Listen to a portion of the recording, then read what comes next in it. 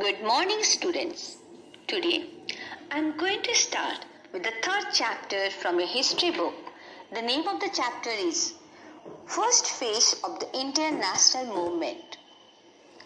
The history of the Indian National Movement can broadly be divided into three phases: the early nationalist phase, the assertive phase, and the Gandhian era.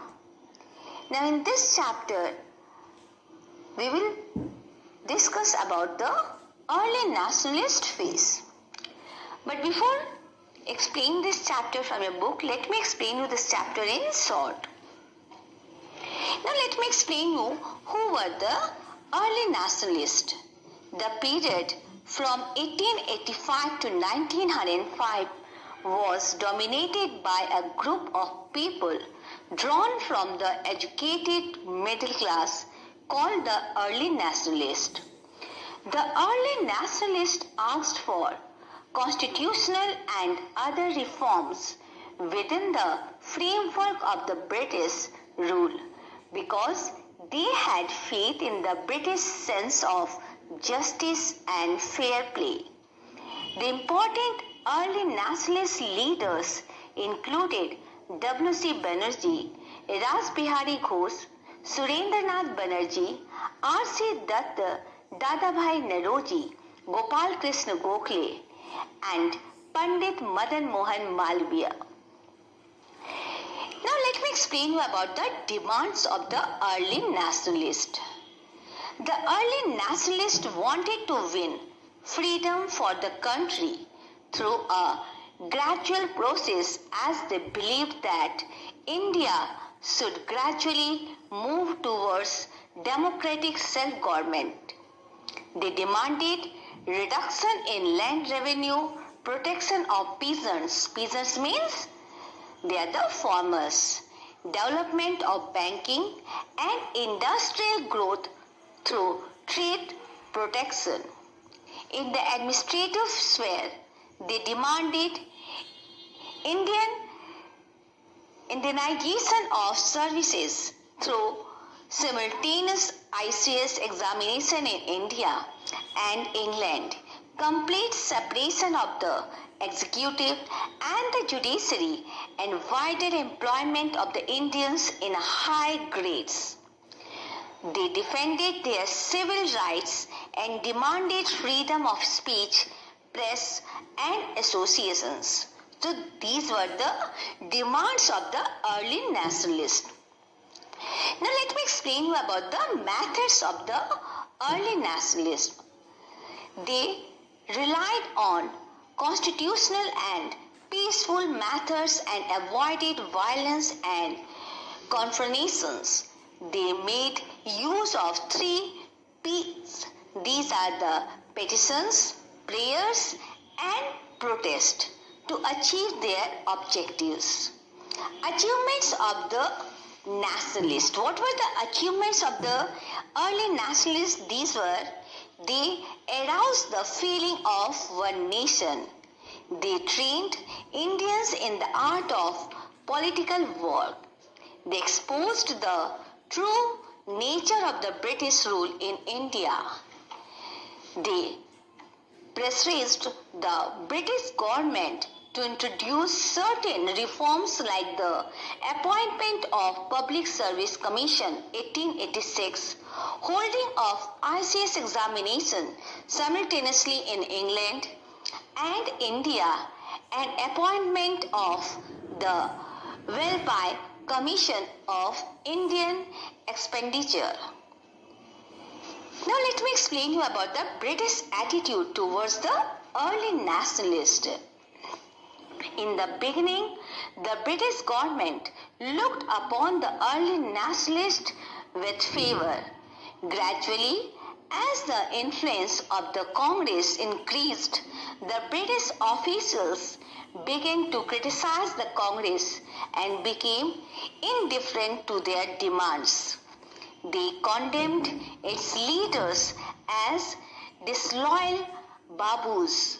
In 1890, the government employees were forbidden from participating in the Congress deliberations or attending its meetings.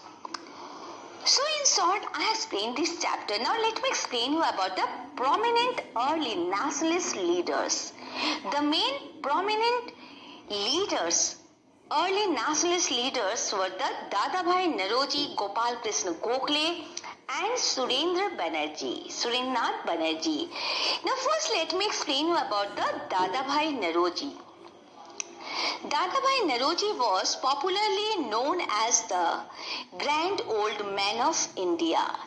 He was looked upon as India's unofficial ambassador to England during his stay in England from 1855 to 1869 because he made England a center of his political activities and spared on no efforts in educating British public on Indian affairs.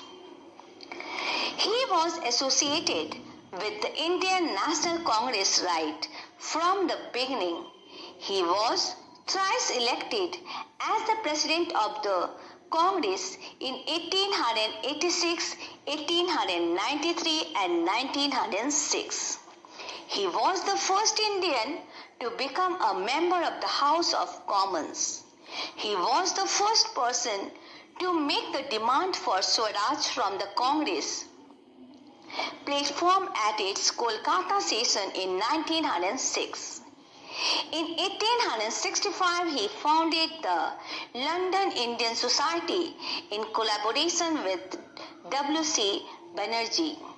He exposed the exploitative nature of the British rule in India by drawing the attention of the Indians towards the drain of wealth from India to Great Britain and resulting poverty of the Indians. He presented his drain theory in his book Poverty and Un-British Rule in India. Now let me explain you the second important prominent early nationalist leader. He was the Gopal Krishna Gokhale. Gopal Krishna Gokhale was a great patriot, social reformer and an educationist. In 1905, he founded the Servants of India Society and went to England and South Africa to further the cause of India's struggle for freedom. He is regarded as the political guru of Mahatma Gandhi.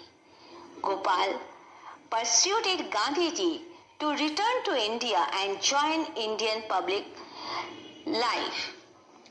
Now next prominent leader was the Surendranath Banerjee. He was a nationalist leader, popular journalist and dedicated educationalist. He was the first Indian to qualify for the Indian Civil Service examination. He was elected to Bengal Legislative Council for 4 times. He fought against the wrong policies of the British. He founded the Indian Association in 1876. He convened the Indian National Conference in 1883. Its aim were to educate people, to create strong public opinion in the country, and to arouse political consciousness and the unity. He advocated constitutional methods to achieve the goal of self-government for India. He favored the use of opposition where necessary and cooperation were possible.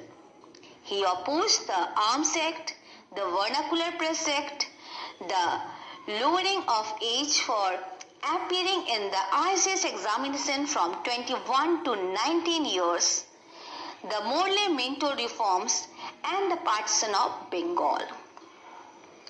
So in short, I explained this chapter. Now in my next lecture, I will explain you this chapter from your book. Thank you. God bless you all.